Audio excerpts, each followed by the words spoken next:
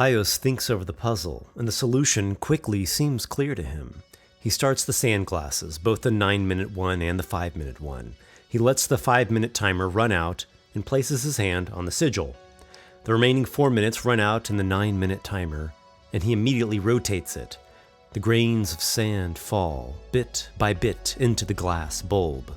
It reminds him of when his father used to teach him how the water clocks worked back in Akarat Garden. "This drips day and night, once each second." Father held a lantern in a way that made each droplet glisten as it fell through the encased contraption. "And this side here is its twin, a support clock in case the main one has a problem." "Does it ever have a problem?" asked a younger Matthaios. "Yes, more often than you would imagine. That's why there's always someone here, tending the clocks and the mills. If things seem to always function perfectly from the outside, it's because there are people working on the inside, all the time. They fix mechanical failures, and sometimes there are even critters that get in there." Matthaios as a child had pictured all kinds of spiders and slugs and rats chewing through the apparatuses. Even the gentle, rhythmic squeals of the clock tower brought to mind a chorus of vermin. Mother had come and called them to eat like she did every evening. "We'll be there in a moment," Father called back. Even though they were hungry, it was so hard to break away. The contraptions fascinated him, absorbed him, and now Matthaios stands before a mystifying mechanism of another sort, one laden with the arcane secrets of the Ascendancy. He pulls himself out of his reverie, and as the 9-minute sand timer exhausts itself of its last grains, he removes his hand. There is a slight rumble at his feet, and a stone pedestal rises up. Its top compartment slides open, revealing 2 objects. One is a ward stone, very much like the one he acquired with the pack in the small sanctuary chamber. The other is a cylindrical-shaped part. It is made of metal, but no common sort that he has ever known. It is some rare alloy, like a much darker shade of copper and quite lustrous. He looks it over and notices finely fitted pieces within the piece, almost like a concentric piping, not hollow, but filled with a masterful puzzlework of elegant fittings. His mouth hangs open as he realizes what he holds. It is a segment of a sunderlance, a piece of a fabled weapon whose technology has been lost to time.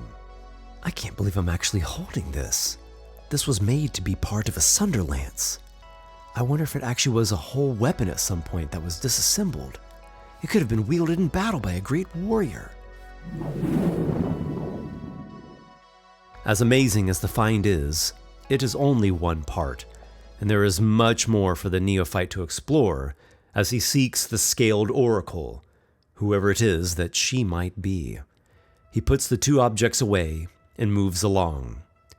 He comes out of the corridor, moving on quiet steps, and peers into the larger room ahead.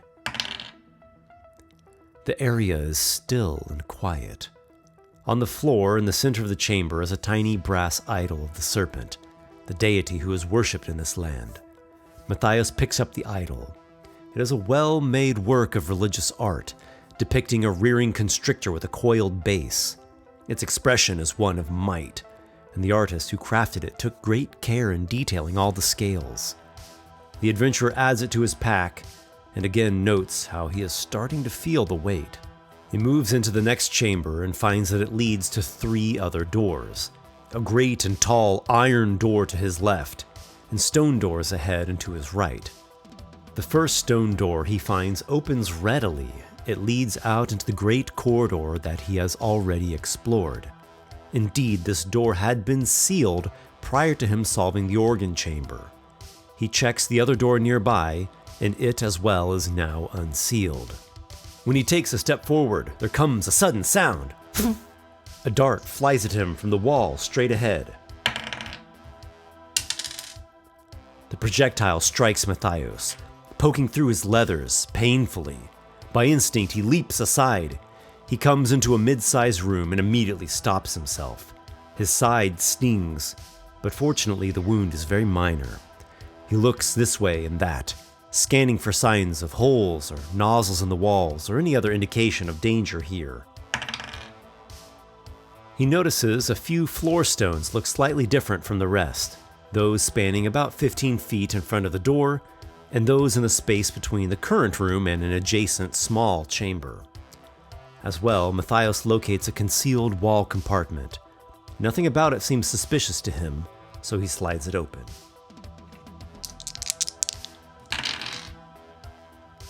Inside the compartment is a kit that contains vials with various powders and liquids, as well as a few tiny empty glass containers and some delicate instruments. Matthaios knows nothing of the art of poison crafting, but the find seems valuable. He leaps over the floor stones that he knows will trigger the dart trap again. He approaches the great metal door. It is a bulwark of iron and much larger than a door fashioned for typical purposes. The apparatus on the door front to open it is obviously missing a part. Without it, the door appears impossible to open. Matthaios perishes the thought of trying to bull rush the door to smash it open. He looks at the glaive in his hand and thinks about attacking the door. He's quite concerned that the weapon would break before it did enough damage to destroy the solid iron door. Yet another thing that I'll need to come back to. Matthaios decides to rest for a little while and assess his situation.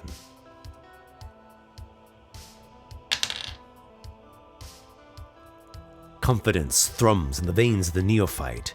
He has already survived dangers and found a number of fantastical items. Fate is on my side, he says to himself. I was born under the seventh star. Its light guides me. Trusting thusly, he heads back southward. He returns to where he found the wall plate with the solution to the grand organ puzzle.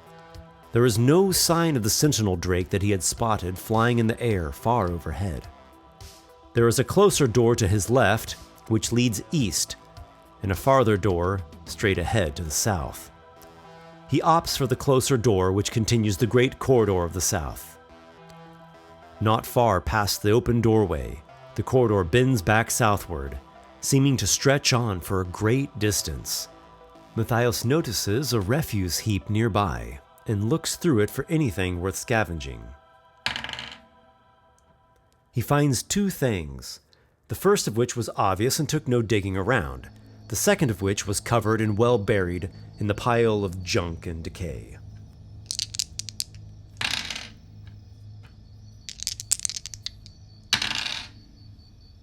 First he finds a woolen coat, stained and mildew-smelling. Then, after some scrounging around, he pulls out a thick tunic, cloak, and boots, all bundled together. They comprise a set of traveler's clothes, well worn but otherwise in functional condition. He decides to leave the articles of clothing for now, as he does not want to increase his burden unless for items of greater value or usefulness. He comes along the corridor for a short way. Its high walls stretch up to block out parts of his view of the sky and the giant formations of the labyrinth.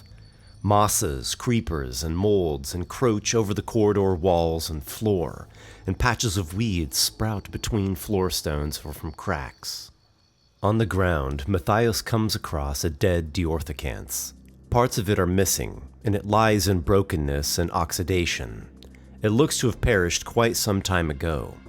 Before the Neophyte gets much of a look at it, the cackles of hyenas arise, echoing through the massive corridor. He spots 3 of them. His breath catches for a heartbeat. Then the wild predators break into a sprint for the young man. Matthaios has helped the men of his garden drive off hyenas before.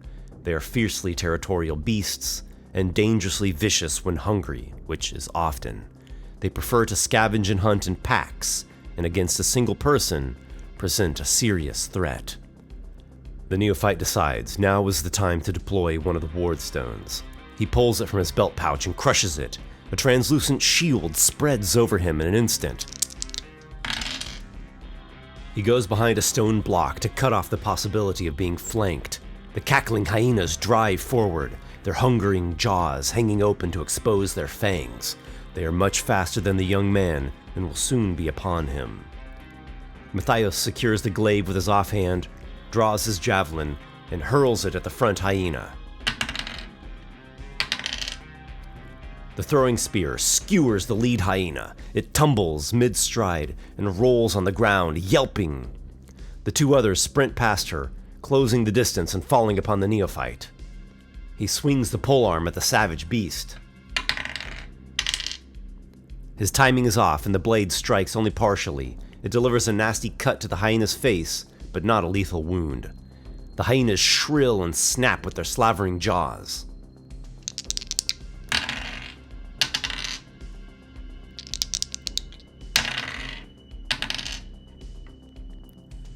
The hyenas bite and snarl. Their fangs burst through the shield provided by the ward stone. Its protection has already been expended, but it absorbed both of the bites. Matthaios delivers a counterattack.